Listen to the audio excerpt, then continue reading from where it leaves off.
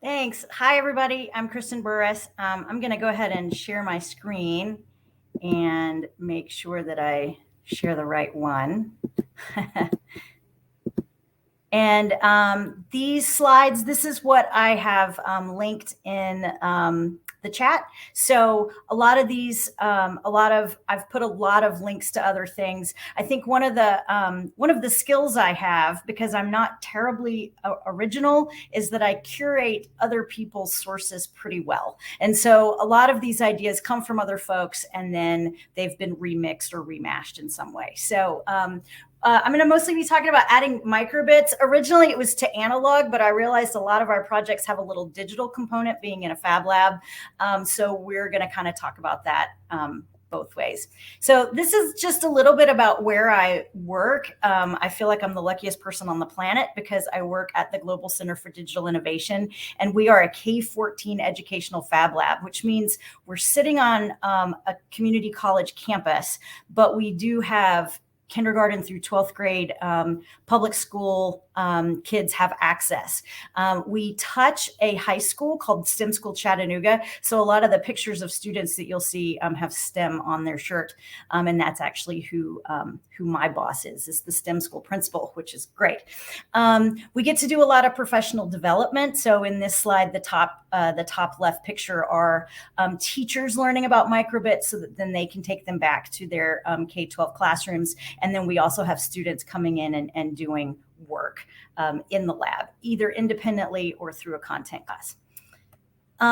So we're kind of talking about analog prototyping as you move towards digital prototyping. So when we ask kids to innovate, as we go through the design process, we're talking about getting kids to brainstorm on paper first, usually sketches, and then move into an analog prototyping phase. It's easy to iterate cardboard and straws and tape and glue because they can abandon ideas that they consider a bad idea. In other words, they're not married to the stuff. If it messes up, if it doesn't work, they can crumple it up and they can start over. Or recycle it, we hope, if it's cardboard. And then also the analog prototyping gives folks a chance to be highly creative. You can get the point across very quickly. As students move towards digital prototyping, what we're talking about is using laser cutters and engravers, 3D printers, CNC routers, and anything that takes a computer to design. So digital prototyping is really just computer designed prototyping. So if you look at our innovation sweet spot with desirability, viability, and feasibility, the digital prototyping is a little bit higher fidelity. It's more precise. The kids can be very specific about sizes. You know, if you've ever cut cardboard with scissors, it's not too precise ever. And so that's why we try to get them to move into digital prototyping as well. But they have to start with analog.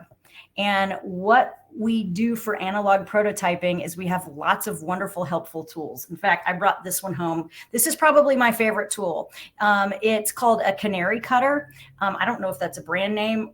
It must be a brand, but basically it's a tiny little saw that cuts cardboard very well. And it's a little sharp, but it would take a lot for a student to hurt themselves on this.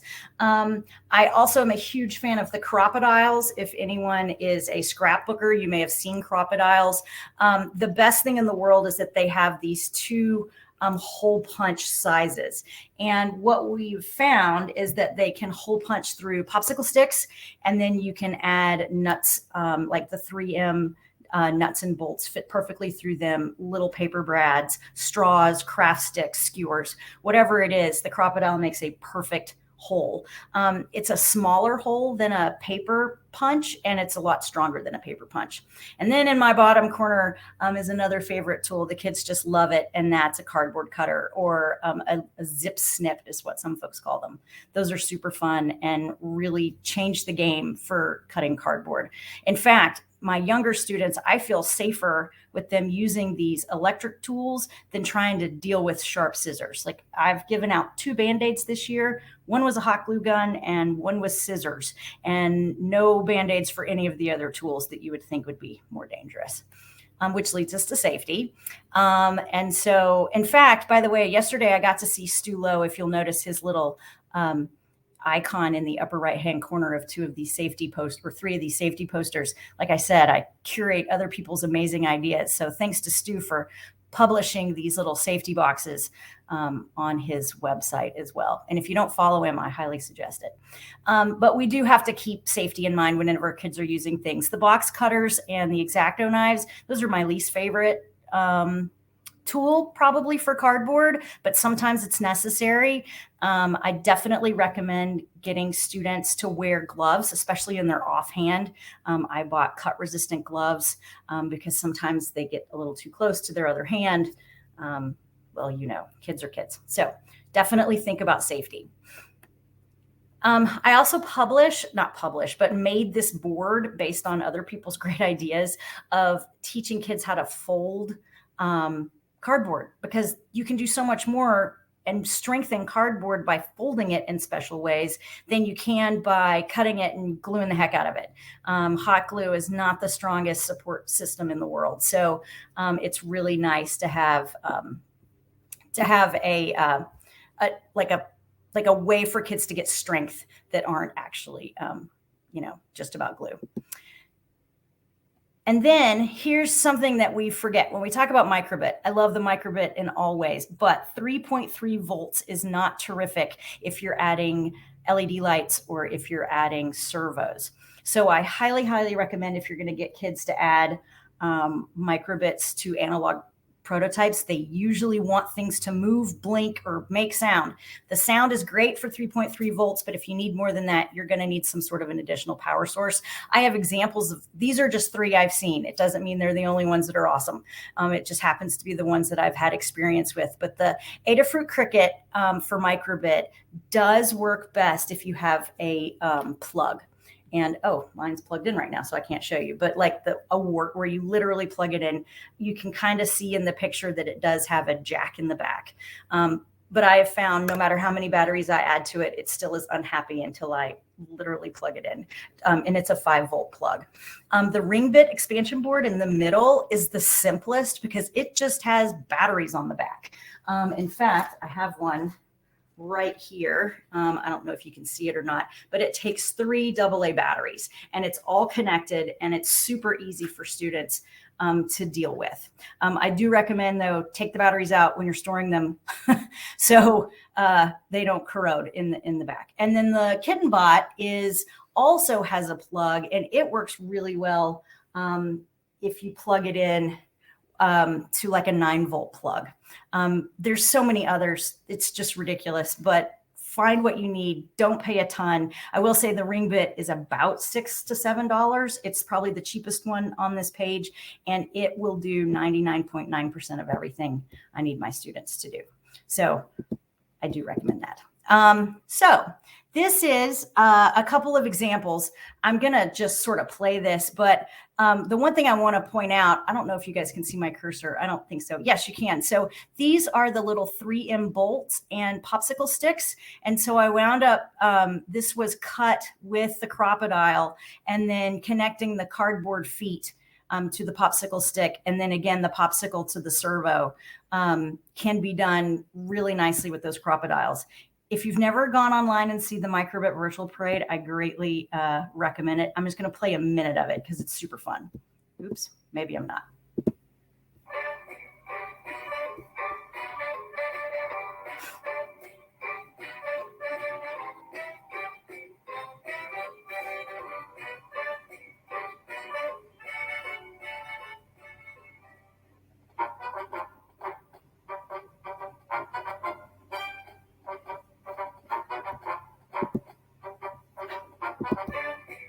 Sorry. By the way, I do recommend look that up. It's super fun. This was a virtual parade, sort of a design contest from the summer when everybody was stuck at home with COVID. And so these were a lot of fun to play with. Some other examples of design challenges. I love games and pinball games especially. And so you can see that this is an Instructable here on the left. And I got to be honest, I haven't done it yet, but it looks really great, where you use conductive tape and then like a steel ball. As it rolls over parts of your game, it would trigger responses. And then the pinball machine is here.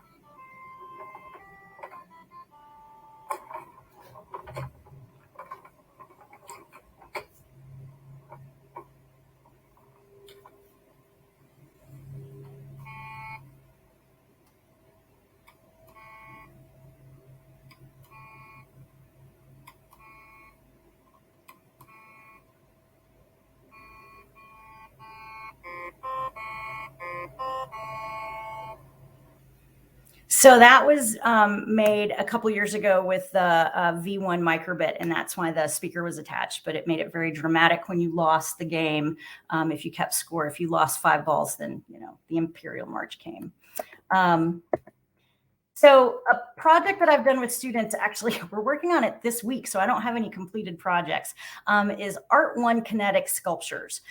So I get to connect with content teachers, and they bring their students to the lab and come for a week or 2 weeks and work on projects. So what our kids are making here are kinetic sculptures that I believe have an environmental focus.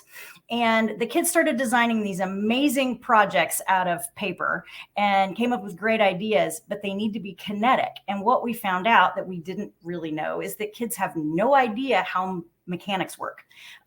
So we had to take a time out in the middle of the project and do a little Papermac. If you've never been to Papermac, I believe it's .org. It's on the next slide. It is amazingly helpful to teach kids how to do a rack and pinion, gears, a crank, etc. The group in the top right corner wanted to make some sort of a kudzu chopping blade action, but then they realized they didn't know how to use servos. So that's kind of where we got with this. But here is one of the students. Thank you for the it's papermec.net. I always get stuff like that wrong. Once started, it makes it 0. Button A goes up to 150 degrees on servos and up. Button B says down, and it goes back to its rotation set 0. And the touch sensor goes to 140. So that was a student group using a rack and pinion. They also had no idea what those words meant, but it's all a learning process. And then here's the same group playing with a crank.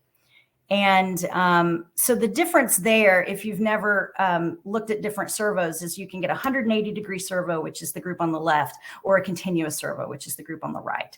And but both projects worked really well. You may notice that they did laser cut the little pieces of cardboard and plywood. I don't know anyone who can cut out a gear correctly. So if you do have access to some pre-cut parts, that would be terrific. And here's the link for papermec.net. It is just truly amazing. So if you need any inspiration, please go there. Here's a senior group, and she's not crazy. It was Halloween, and we celebrate Halloween at school. So she's dressed as a bear, but she's also making a bear. And so they have an entrepreneurship project, and they've named it Inventanooga. We're in Chattanooga, Tennessee, so it's Inventanooga. And they do a pitch contest. And so basically she took apart this Build-A-Bear, which was a little disturbing at the time, and sewed in the microbit, and you'll also see the buttons on his hands and feet. And so the buttons are a way for a child to tell people how they're feeling. And so one button is happy, and it blinks sort of happy lights, and then another one is I'm feeling angry, and another one is I'm feeling frustrated. So anyway, so that's their pitch, is that would work for children with autism, that they could help share how they're feeling. We've done another project with making music, and these are pretty awesome. These were a few of the ones that include music. This first one has no sound. That is super sad. But that was supposed to be the what is it called? The Last Unicorn song singing. There's some pretty printed plane, and then use lights at the bottom instead of using a servo.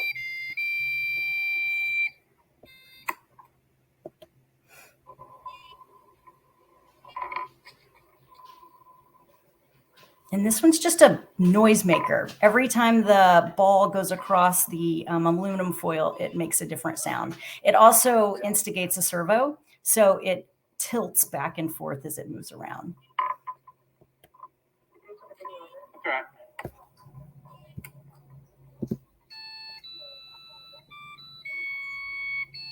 So one is lights and one is sound. Nice. So I've been doing analog projects with students for a really long time and taught 7th grade forever. And so I included these pictures because I truly, truly wish that I had had a microbit at the time. And like, for instance, when they made Rube Goldberg machines, which is the bottom left, I imagine a microbit could have been used to start the marble at the top. It could have been used to keep score if it made it to the bottom. The windmills could have actually turned with a continuous servo. And then the bottom right one is they had to look up maybe not endangered animals, but different species in different climates. And it would have been super cool if his little wings had moved. And those are still amazing projects. The kids did really great, but I really wish I'd found microbits even a little bit earlier. So the question was, do I leave these projects out for others to see and interact with? If students let me keep them, I will put them on display. I do have a display in my classroom. What I found is that most times, if they make something they love, they won't give it back. And so, but if they do give it back, yes, I do have them out. The pinball machine lasted for about 2 years before it completely got destroyed. And so it is no longer out. But some of the other projects are. Like, I believe the bear is going to get to stay in my classroom. Here's another project that I did with 7th grade. They had to build an earthquake-resistant building. And the analog part of this is, I don't know if you can see the shake table at the bottom, but there's this giant drill and yoga or exercise rubber bands holding it all together. And the table just super shakes. And so they had to create something that would survive an earthquake. And I really, really wish we'd had a microbit, because it'd be fun to use the accelerometer. I wish it would stop doing that. There we go.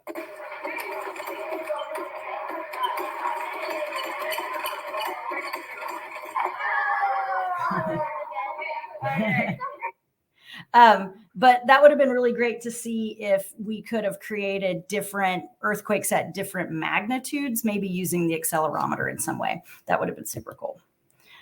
Here's just an example of a few of the design thinking processes that I use with students. The first one that just says the challenge, that's just a quick prototyping like brainstorming session where they get feedback after each iteration. So the idea is that you start with your problem, you define it, and then you draw a picture or explain your first iteration, give it to somebody else, get feedback, then make changes, design again. And then finally on your third iteration, that's the one you're going to begin prototyping. I find that kids really can hold on to that first idea without some feedback, and their peers can usually provide really good feedback. But I sometimes have to really push their thinking to get them to try something a little more challenging than maybe their first idea. So here are some of the resources that were in the presentation. I got to be real honest, I don't know how I'm doing on time, but I think that is the end of my presentation. So I would love it if folks had more questions. and just to see if anyone has any comments or any questions that they'd like to add. Kristin, you actually have up until 2:40, and the resources are amazing. And I think if you are wanting to share more ideas or open for some questioning, I love the engineering mindset, the analog. I think you've given a lot of people things to think about.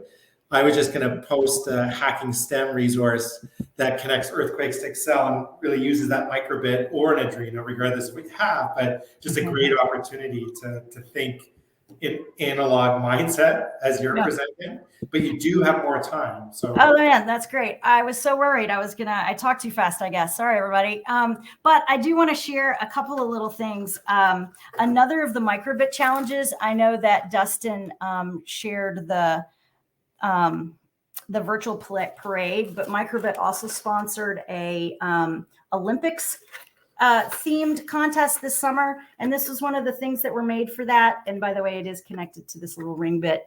So I know you can't see anything on my table, but it does roll. If I press A, it goes one direction. And if I press B, it's very challenging, it goes the other way. And then if I hit the touch sensor, whoops, hang on, I'm failing. The touch sensor, it will actually row. And all this is simply crocodiles holding, or I made holes with little crocodiles and put those little bolts through, and it's connected to one servo. Well, there's actually two servos in there. There's one's for the wheels and for the little oars, I guess, for lack of a better word.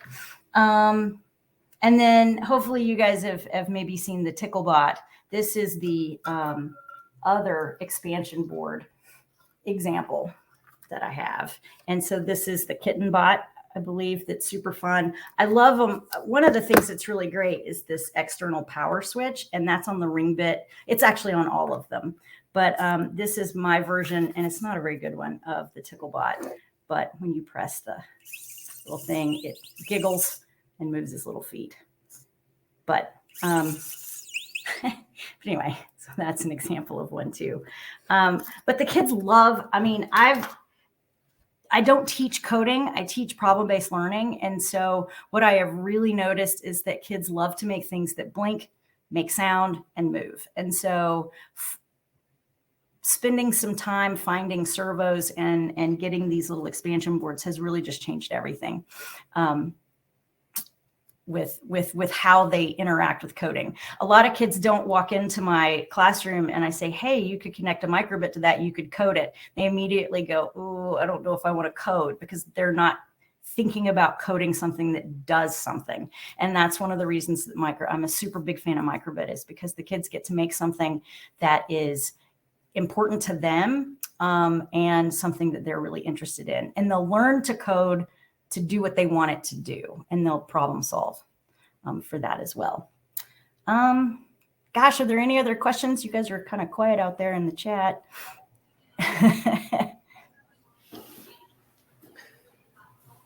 Well, thanks. I'll wait to see if anyone has any messages. John is complimenting your approach. When you think about the lesson design in your entry, and you're considering some of the curriculum or classroom applications, where do you start from a mindset perspective? Gosh, well, when I'm first working with teachers, the first thing we do is start with their standards, right? Because if they're going to spend time on a project, it better move the kids forward with a standard. And even PBLs that have nothing to do with microbit, that's really where we have to start. And so my advice to teachers is to look through the standards that you are bored with yourself and that you don't necessarily enjoy teaching, and see if you can ramp those up and make those as engaging as, some of the others. Because not every standard lends itself to making, right? To a maker project or a coding project. Surprisingly, social studies and language arts teachers, it really is in some ways easier to connect those than to some science standards. I was a science teacher for 18 years. 7th grade through seniors. And there's a lot of really cool activities that science can do. I'm not saying there's not good microbit activities like the soil, figuring out when to water your plants. Like there's so many really cool activities, but there's also other things that teachers already have access to. But what's really great is turning a story into life, figuring out how to visualize an event in history using the microbit, or creating some sort of animatronics, puppetry, or a play of some sort, So those are the things that I find a lot of fun, because then the kids remember those standards as much as they do the ones that were maybe more engaging to begin with. That's awesome. And the language around analog, because that might be new to a lot. And for some of us, we take for granted that mindset or approach. How do you approach that with maybe an audience that might be brand new for? And just if you can comment around that in your... Yeah, so I don't think I ever used the word analog before I knew what digital prototyping might be, right? So it was kind of a word that I started using to compare it to when you digitally make something, when you make something with a CNC router, when you make something with a 3D printer.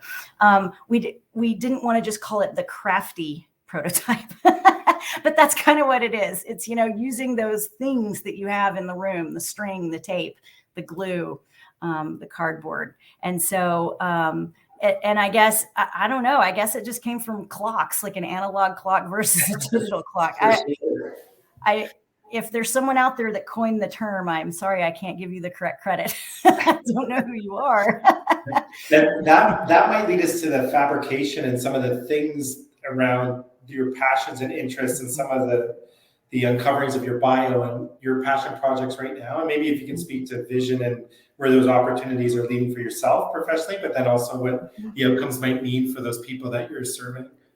Right. Well, one of the things that I can't stop playing with right now is we have a digital embroidery machine. And so we've been doing a lot of turtle stitch. If you've never played with turtle stitch, go to turtle stitch. And kids can code what they want their embroidery to look like. So I have some students, the ones that in the picture that we're making the crank, they actually are wanting to make the crank be flippers for a turtle. And so if you can picture, someday it will be connected and it will have little flippers that go like this. So anyway, so their next step is they're going to learn how to analog sew, right? They're going to do some sewing with just stitching, and then they're probably going to add some embroidery that has been coded as well. And so I just love projects where I don't tell kids, you have to use this machine or you have to use this, type of code, and they can dream something, and then I help them figure out how to meet that goal, right? So they can use any of the machines, they can make it out of felt, they can do whatever they want to do. And then, I'll learn right along with them because I don't know how to sew. That's so amazing. And I'm paying attention to the chat. I'm not seeing any questions yet, but please, we have a few more minutes to ask questions. One of the things I was going to ask is, you shared your experience with different age groups. You shared some projects that you started to hint that if I only had the microbit, and just if you could speak specifically to your reflections on some of those projects, where it could fit in and where the true value is for you in your practice when it comes to microbit technology aligned to the approaches and offerings for learning opportunities that you're building and designing for and offering your students. Right. I would say, one of the best on-ramps for microbit would be sound. Because even if you have a classroom set of V1s, which we still do, and I use them all the time, I was just in another session and they had a link for hacking the headphones so that you can connect your microbit V1 to headphones, and the kids, and it's a little less cacophonous, by the way, in your classroom if they're listening to 100 or 14 different microbits. With headphones, it'll make your life a little better.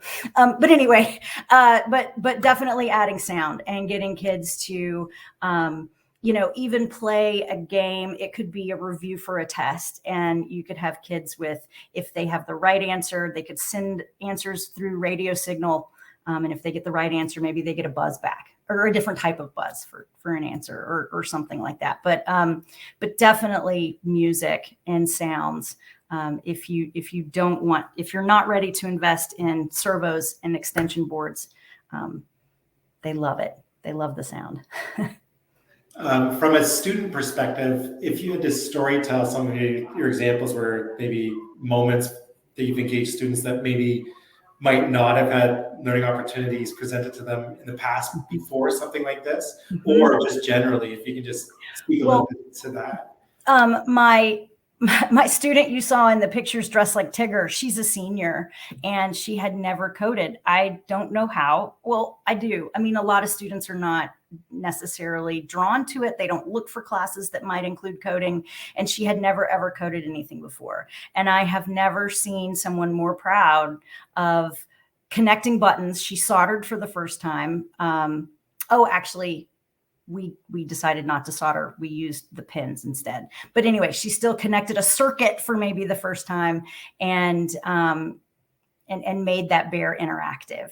And her and her two partners were just over the moon with learning to code. And I remember her saying, this is fun and this is easy. I can do this. And I didn't expect to hear,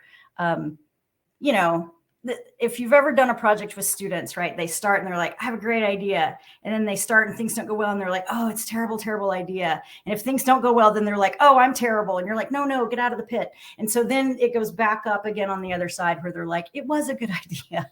And it finally worked. And it's just really nice to see kids succeed because I'm not going to do it for them, but I will support them so that they gain that confidence. So that's great. We are coming to a close, so any closing remarks would be great. And again, just encouraging. I know from what I can review here that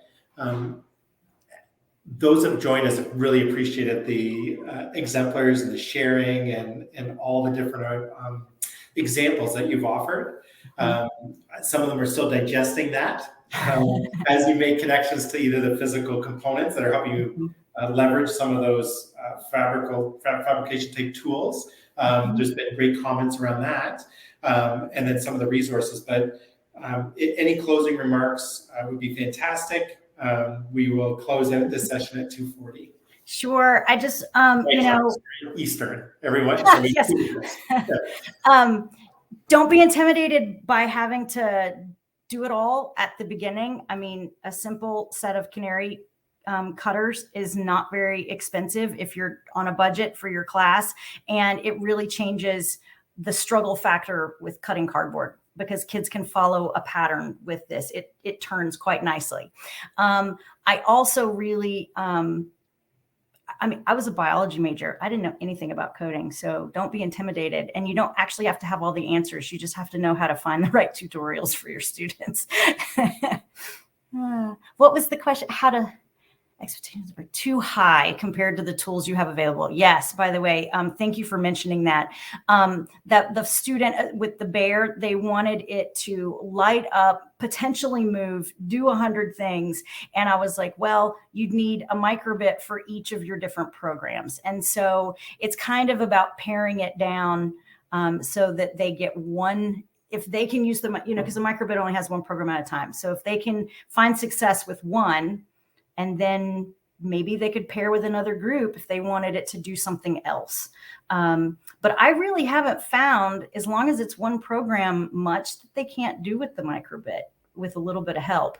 I mean, it also depends on what, sensors you have and things like that. But I haven't had many disappointed kids with their project at the end. That's awesome. But you sometimes have to talk them off the ledge. Thanks, everybody.